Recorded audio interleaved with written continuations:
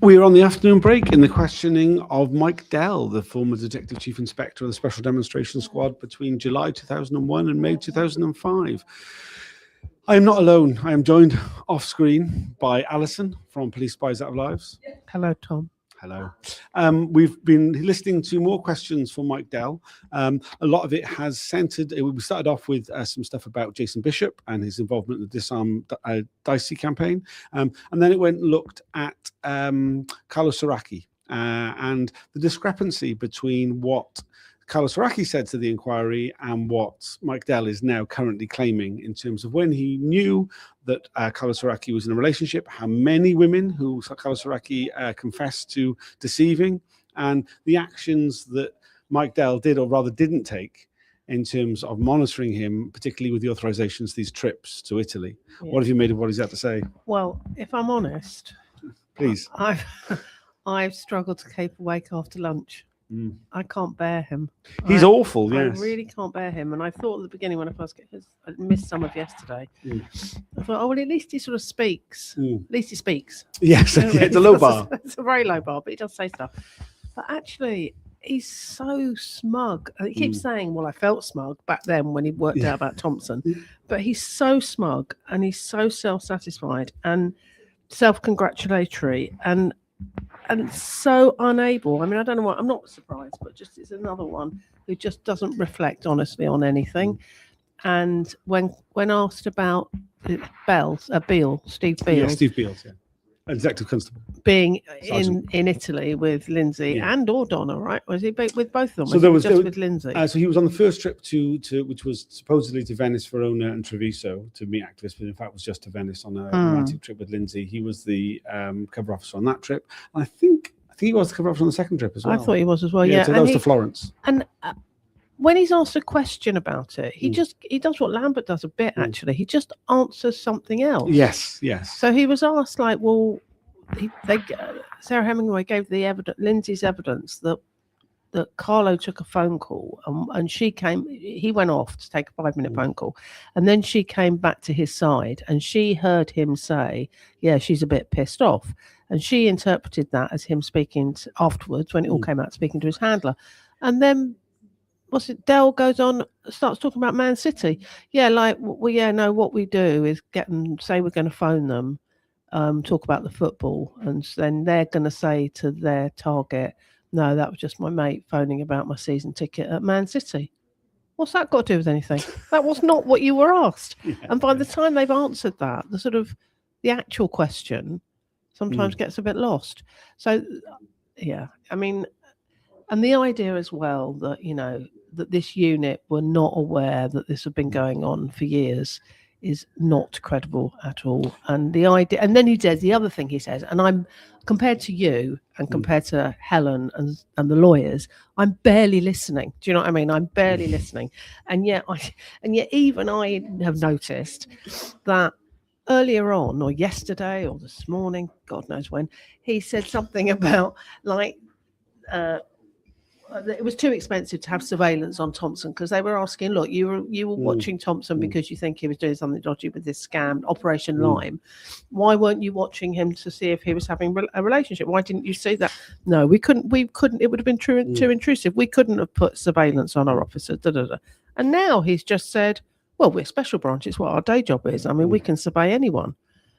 But I believe them, so I didn't do that. We can't do it both ways. You either can survey people or you can't survey people. And the only other bit that I've really liked is liked. Yeah, liked.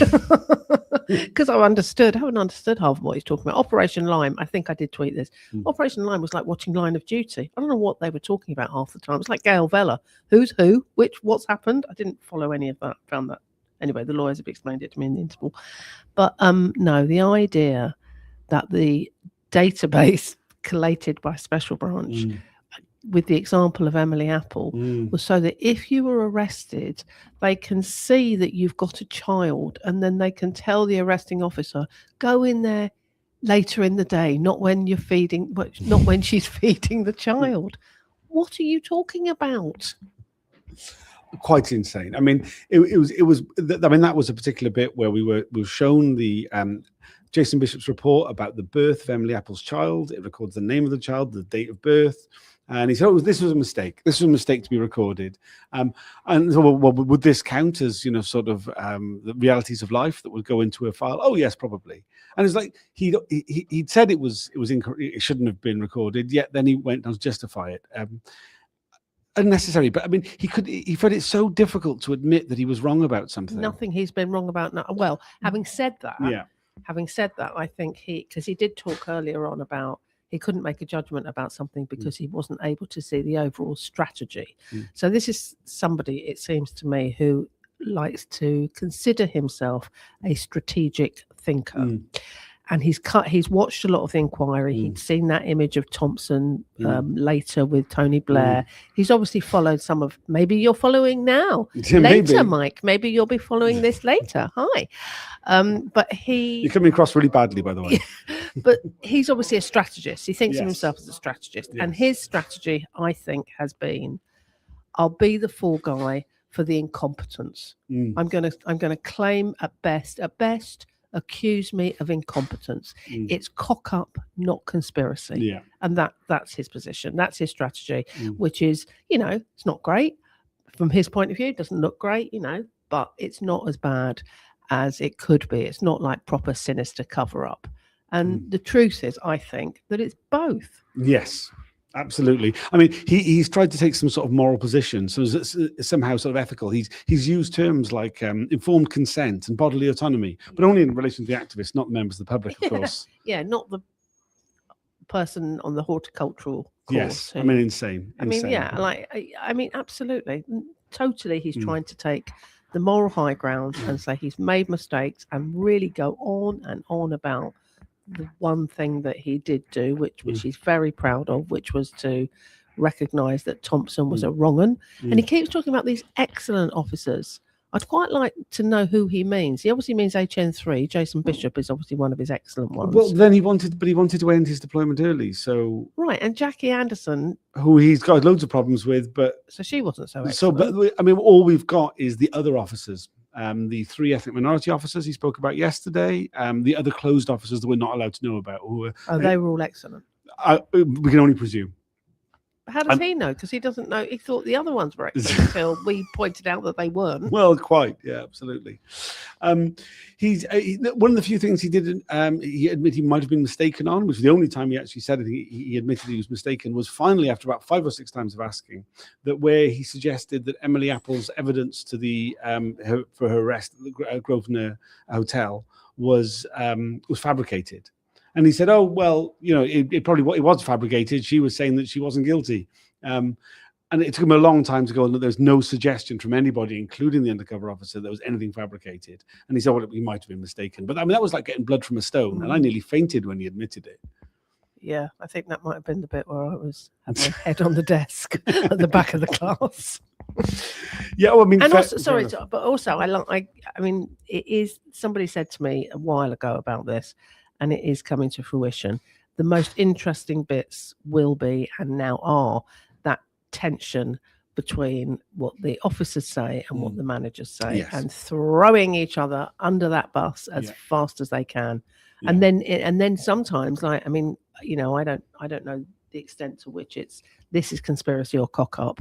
But like, even with flattery, that doesn't help them either. So when he said like HM53, who's coming in a couple of weeks' time, got a filing cabinet memory. Oh, great. Come on then, bring him in. I'm looking forward to Spycott's bingo with that one. Yes, yeah, very much. Yeah. I mean, you can imagine him at home being like, oh my God, Mike, why have you done this to me? Yeah. And also Stephen Beals, who he knows very well. Yeah, excellent. He'll know all the answers. I know him very well. Yeah, very good officer. So, okay, you know each other very well. Let's see what you talked about then. Let's find out what is it. That'll be Thursday, so there's not long to wait for him. He did say that he thought that Carlos Saraki's deployment was as fictional as James Thompson's now. Difference was he liked Saraki. Yeah. I mean, and he called him a liar. He did repeatedly, straight out called him a liar. None of this messing around. I was like, oh, that's what I mean by throwing each other under the bus. Yeah, very much. It's only a short break. We should probably head back in. Is there anything else you'd like to add? They're all a bunch of bastards. That's what I'd like to add. Correct analysis, comrade. We've got a couple of comments here from Mr. Abney. The broadcast was suspended. Has a restriction order been made? Yes. Sorry, I should have said at the start. There is a restriction order made just before we went into the break. I can't tell you what it's about. Very infuriatingly. Yeah. I mean, I don't know as it will be upheld. We only got a temporary restriction order. It might be rescinded when we go back in. Another comment. I don't get the logic of all what he will and won't concede. Like Alison said, he thinks he's strategic hot shit, but this is just falling apart under questioning. He is a human AI summary. Yeah.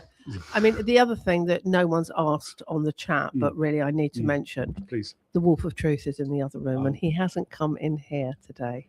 Gutted, eh? No, I won't have any of the dolls on screen. They're not dolls. They're not puppets. They're not dolls. They're your friends. My friends, yes. Thanks for joining us. There's 33 people watching. No one has liked this video. Please like it. It would make a huge difference. Rude. Share all that other stuff.